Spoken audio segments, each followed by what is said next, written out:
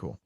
Um, yeah. So how's the tour been going so far, man? Like I know like you've been doing like interviews on the road. I mean, yeah, tour's been great. Lots of sold out shows. We're sold out tonight in Mesa, Arizona, and yeah, it's been a very good time. I'm assuming it's a little bit of a different feeling from from 2 years ago, 3 years ago. Yeah, it feels good to be back out here again. We got back out in the fall on that Lorna Shore tour too, and but this one's been phenomenal. Yeah, killer shows. All the bands are crushing it, so it's a good time. I'm assuming it's like just a boost of energy that you needed after all of this. I mean, like every artist I've talked to since like the beginning of the pandemic, it just seemed like they like flatlined, and then all of a sudden, like I found the moods to like get better as I went doing these. Yeah. Yeah. I mean, yeah, it's definitely, yeah, it's nice to be back out. And especially now with our new album out too, it's a lot of momentum kind of building up into that. And, we finally able to unleash it, last week or whenever that was. And yeah, it's been a lot of fun. All right, so I got a couple things I marked down, but I try to keep this as close to a conversation as possible. Um, Cool. so, you know, being a metal band and throwing acoustic guitar in there is always a curve, right? You're gonna have people go, "Oh, this is sweet," and then you got the other half that is like, uh, it's time to like fall off, like, oh, the band's like selling out. But I think the new album definitely it was unique. I liked it. I think it was a good flavor. You know, take us back to your first encounter with like the acoustic guitar. So yeah, I mean, I've been playing acoustic guitar for a long time since I started playing guitar many moons ago. But I've it found its way into our last album, Luciferous, in several parts as well. And I just really enjoy that instrument just because it's so expressive and candid of an instrument. And I love the texture it can add to certain parts and the feeling it can add to certain parts. So anywhere that I feel it's appropriate to use it, I definitely enjoy using it. I play mostly electric guitar, but like what are the differences of recording acoustic versus electric? Do you think it's a little bit trickier to get a clean take? Oh yeah, 100%. Just because I mean, with electric guitar, you add distortion and other things. Electric guitar is more easy to control dynamics and performances and things like that, and edit and things. But acoustic, it's so candid. There's no escaping like a shoddy performance. So whenever you're tracking acoustic guitar, and often you're recording it with live mics. So it's not like you can't like alter the DI or alter anything because it becomes very fake very fast. So you just have to nail your performance the first time, or just do a bunch of takes until you are able to nail it. And yeah, that's why it's a beautiful instrument, but it's also a pain in the ass in the same time because of the same exact reasons. So when I first started playing guitar, my guitar teacher tried pushing me to like learn on an acoustic. Do you think that this is a more complex instrument to write an original tune on? Like starting out, do you think that you should have went acoustic or just straight into the electric? Um, I don't know if complex is like the right word, or because it's all relative to whoever you are. Some guys write exclusively on acoustic, some electric, some both. I think it just all depends on the performer. What you're going for, because I mean you can write complex things on any instrument. There's always levels to that. So yeah, I think it all just depends on who you are and what you're going for. So I'm gonna ask like a personal question here. What are some things unique about yourself that has helped keep your band moving forward? Like your band has been around for a while. Um, I'm just besides your musical ability, like that's what I'm trying to get at here. Mm-hmm.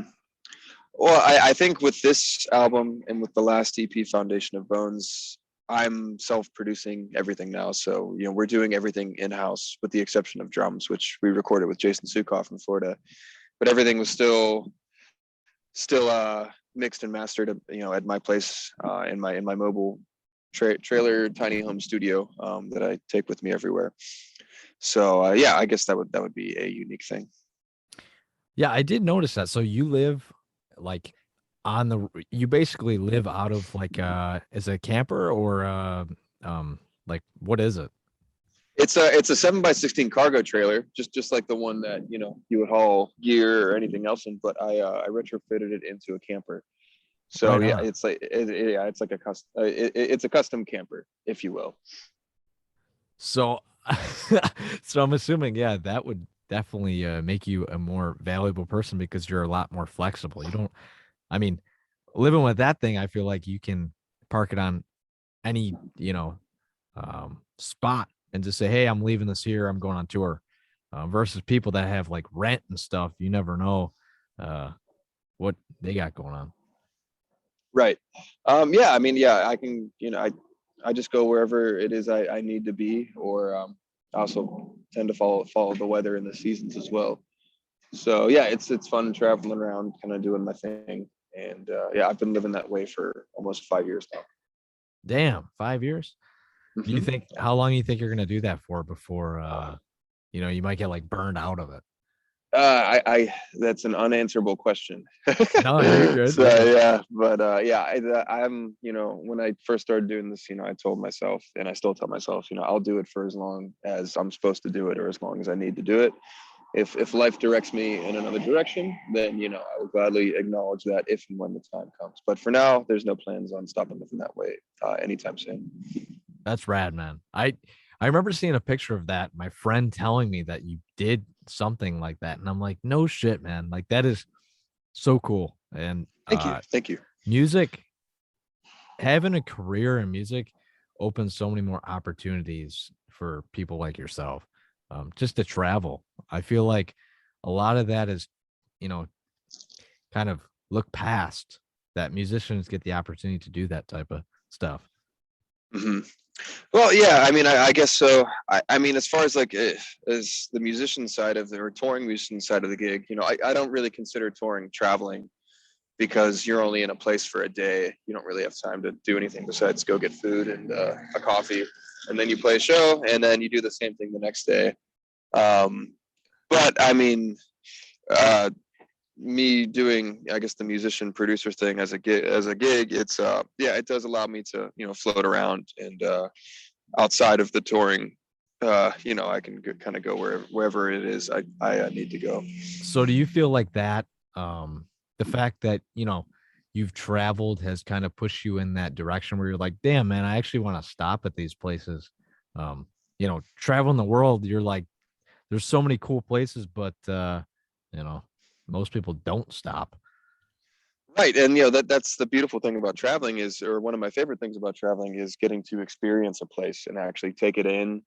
I feel like you normally need at least 2 weeks to a month to like really take a place in and see everything that it has to offer. Otherwise, you're just a tourist, wherever you Yeah, are. and don't hit the touristy spots because those are never as Right, like as cool as the right, outskirts. right, right. Yeah. All right. So, what are some personality traits that you feel are needed to be a touring musician in a metal band, in specific metal, you know, versus other genres? Uh, let's see. Well, with music and with a lot of things in life, any profession or facet of life, it's a lot of it just comes down to being an honest and nice person. Because a lot of gigs that you get, it's because you know the right people, and or someone likes you. Like someone's, oh, take this band out because like they're super cool. In addition to having good music, of course. And yeah, it's just being a good person, making good relationships, and especially with touring. And I guess this applies to doing any self-employed business endeavors. You got to expect unexpected. There's tragedy waiting for you around every corner, financial misfortunes. You can't be sensitive, or it's, I guess, not so much that you can't be sensitive, it's that you have to understand you got to have tough skin when, shit hits the fan, because it always will, and it never will stop. there's Yeah, always there's a, yeah. there's always something waiting for you around, every corner. But being able to adapt and overcome, I think, is very important. And having a good support system as well, and having a good team is also very important. So when those misfortunes inevitably do come, you have a good support system to help you get through it. So with that, 2-year break, would you consider this tour a pretty smooth one versus like the last, I don't know, bunch? I mean, this one's been going fine. I mean, as far as if a tour goes smooth or not, I mean, there's a lot of factors into that. Fortunately, all the bands on this tour are super cool. I don't think we've ever really had to tour with a band that's been a total nightmare to tour with or tour under if they're headlining or anything like that. That can make things difficult if, a band you're touring with is, jerks, for lack of a better term. But yeah, this one's been going great so far. No, knock on wood, no major issues yet. That's rad. I was just talking to Primitive Man, and he said that um like the tour that he was just doing, he was like a kind of a nervous wreck about it because he just didn't know like if the shows were going to go through or the shows were Right. going to get canceled. So he just basically Yeah. he's like straight up with me. He's like, man, he's like, it's really difficult right now, but It's it's it's that yeah. It's oh so sorry. I didn't mean no, to you're interrupt good. you there. Yeah. You're good. It's definitely different now because I mean, yeah, different places have different restrictions, and right now we can only tour in the States. We can't get over to Europe or Australia or anywhere else right now. But it's weird because it's if you get the COVID, then you got to sit out for a few days until you're clear, and you're just losing money and wasting time. And it's yeah, it's if you get a sore throat, you're or a standard sickness, cough, cold, whatever you might get on tour, which is perfectly normal and expected, is worried like, oh, like, do I have it, and then so I guess it can be a little nerve-wracking in that department, but honestly, it's just part of life right now. We just deal with it one day at a time, and if something happens, then we just adapt and deal with it as necessary. So let's spin this with a positive. I've been getting a lot of feedback on how uh the bands feel a little bit more appreciated when they go on the road now. Like, there's a little bit more heads and they get a little bit more like funding through merch because I feel like well, they feel like just, people are like really craving the music. Yeah, I mean, I feel like people are just really stoked to be back out going to shows, and since there's been such a deficit of shows for the past couple of years, and people are really excited, and we're very fortunate to have an awesome fan base that supports us, and buying shirts, coming out to shows, even words of encouragement are also great. So I noticed on the newest record, there was a very unique blend of genres. A little bit different from the last releases. I heard like some thrashy parts, some like melodic metal Mm-hmm. parts, and then like some black metal out of nowhere. Mm-hmm. Um, Mm-hmm. do you feel that this is a little bit? Well, this is going to be a little bit more apparent in metal bands in the future because, like, what I've learned is, you know, every genre of music has been pushed, right? But bands are just starting to get creative, really, and to start blending different genres. Yeah, I mean, I think it's a great time for, well, the beautiful thing about music is it's always evolving and it always will. And I think what's really cool about our realm of music in particular, because metal is already such a niche genre, and we're in a niche of a niche right now. And yeah, you see a lot of bands just kind of taking creative liberties and just experimenting. And not that other bands, of course, the bands have been experimenting, and artists and musicians have been experimenting since the dawn of music.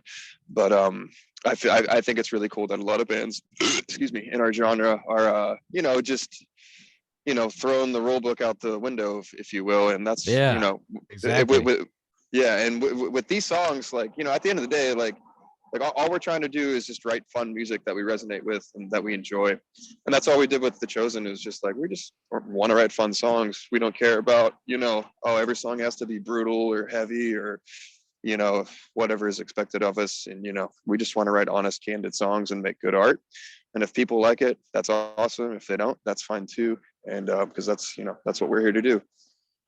Yeah, I definitely felt like the new record was a really like standout album for me, like because I've heard like the straightforward death metal bands or straightforward thrash metal bands, but like I don't know, like I'm just hearing a lot more albums that get a little bit creative, and they're like, you know what, let's throw out the rule book, like you said, and let's go for everything at once and something fun. Yeah, it's all, again, that's all we're trying to do is have fun. So let's talk thrash.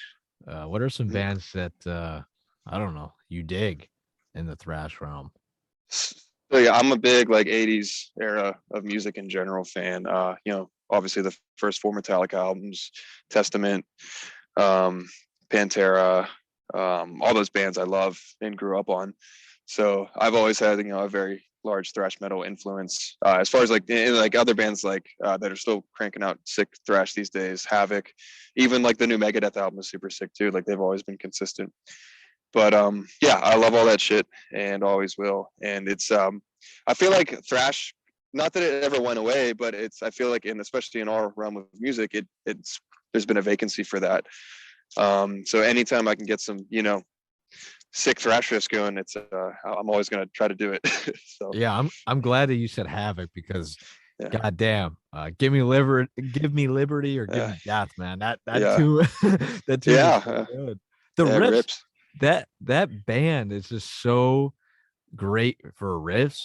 And just to hear like a band like yours to even have like a little bit of touch of like that is amazing, because I mean, you just don't hear that a lot. Yeah. I'm back. You there? Yes, I'm still here. My bad. Yeah. What's one of your favorite Havoc records? The one that they just put out is really fucking sick. Oh, dude. V? Yeah. Mm-hmm. I like it a lot. I forget the name and most of the songs on it. I listened through it, when they came out, but I thought it was really good. It was done by Mark Lewis, who's like one of my favorite producers as well. So yeah, I thought that one was great. It's a really good example of like a polished Havoc, a polished thrash record. I mean, like I think the whole rawness needs to be there, but I mean, when you're super tight playing down picking, yeah, you can't beat that. Oh yeah, it's great. All right, so I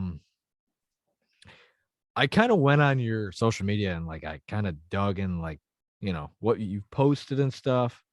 And for the newest record, you stated something like you've never felt so connected with like the project. What changes have been made internally during this album to make that happen? Do you feel like? I don't think there were really any changes, as it was so much like a maturation of us as individuals and musicians.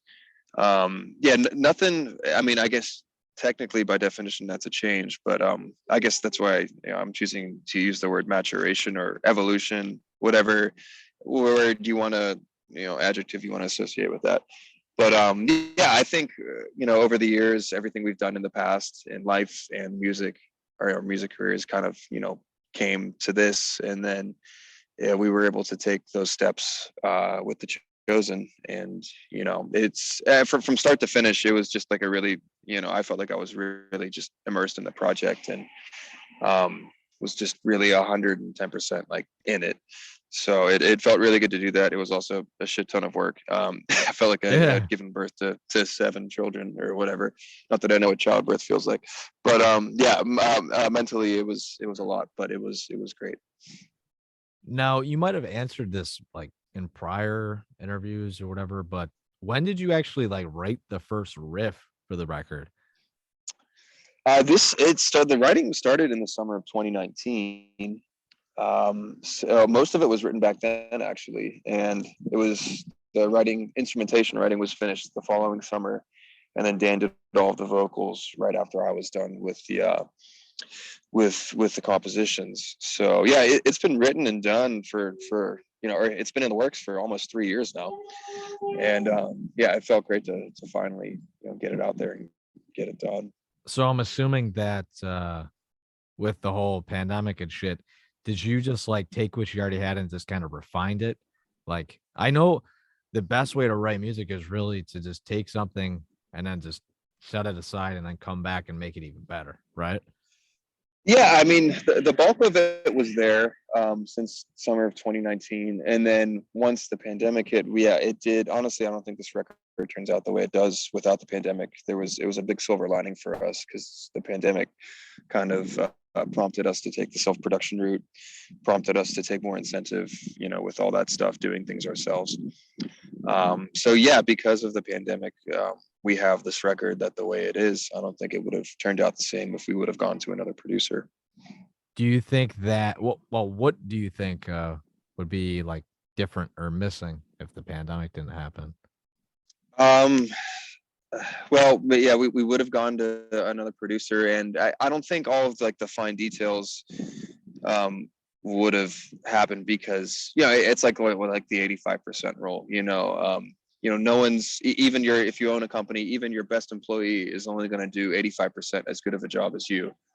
Yeah. Because it's your thing. So because it's our thing, I'm the one working on it every day. I can go in there and make any adjustments I need, or if I want to tweak something, it's not like I have to make a phone call, or if it's already done, I gotta bug someone. I can just be like, oh, I just open up my laptop and do it, and take care of it that way. So I think that's why we so much energy and we felt so much connection with it, is because we did do it all ourselves, so we could Right make on. it sound exactly the way we wanted to.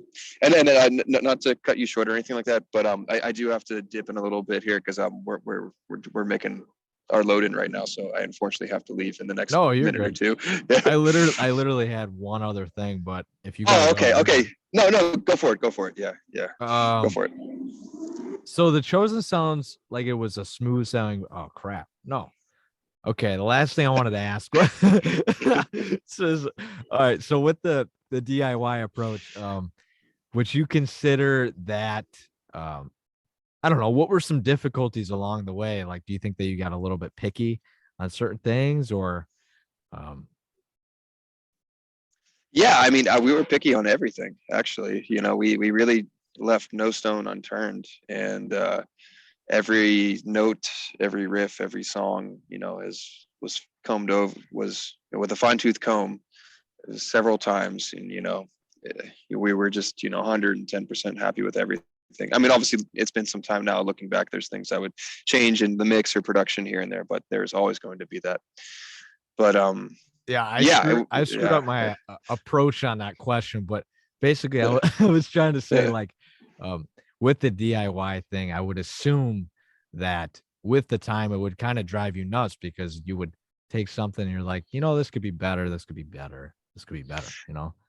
Yeah, and there was definitely plenty of that, but I'm also happy to go through that process because that's why we're doing it ourselves, so we don't have to trouble anyone else with us being tedious about every fine detail. Right on, Gabe. It was nice chatting with you. I'll let you go. Likewise. Um, I is there any way that you could email me like a high res photo whenever you get a chance? A high-res photo of like the band, No, or of you. of me, Yeah. just me in general. Yeah, Uh, like playing a show. oh That's yeah, a funny question, but yeah, of you playing music, like playing yeah. live. I can send you. What's your email? Noise dosage media 585 at gmail.com. Noise dosage media 58585 Yep, at gmail.com. at Gmail. Cool. Yeah, I'll send that to you right now. All right, you're the man, buddy. Yeah. Thanks for having me. Appreciate it.